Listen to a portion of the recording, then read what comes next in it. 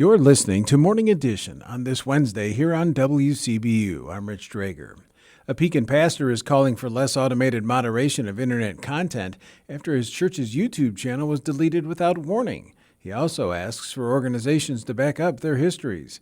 WCBU correspondent Tim Rosenberger reports. In June, Nathan Noyce, pastor of Gethsemane Church in Pekin, went to YouTube to upload recent church videos. He discovered YouTube had deleted Gethsemane's channel. It allegedly violated the site's spam, deceptive practices, and scam policy.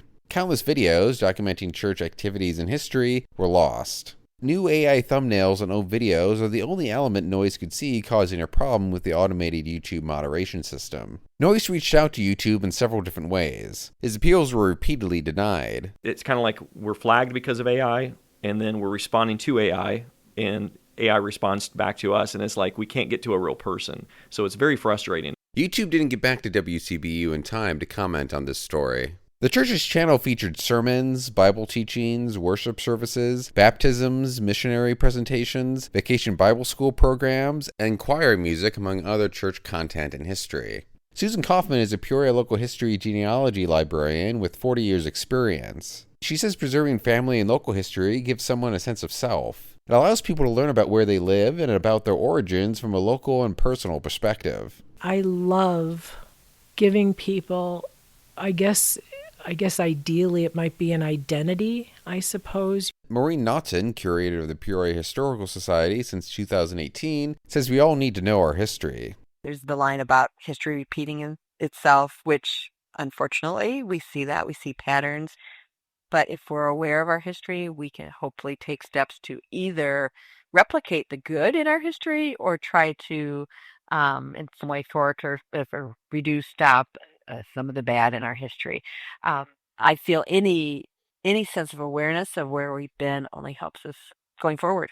Pastor Nathan Noyce says Gethsemane's videos were not just pieces of the church's more than 50-year history, there were ways to connect with the community in and outside of Pekin.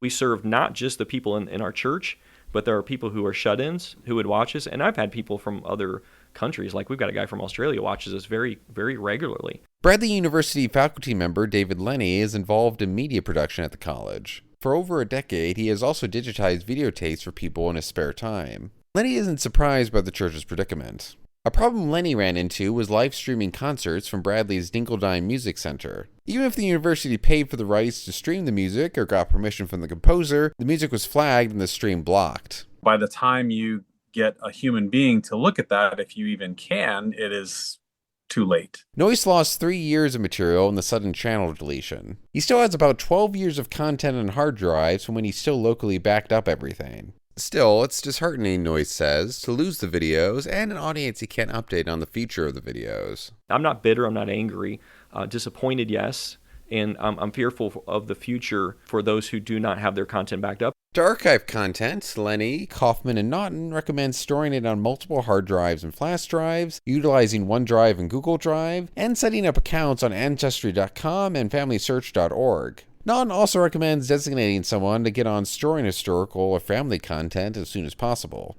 Genealogy librarian Susan Kaufman says it's important to find a lasting archive system. The whole idea is making it accessible for the family and making it as perpetual as possible.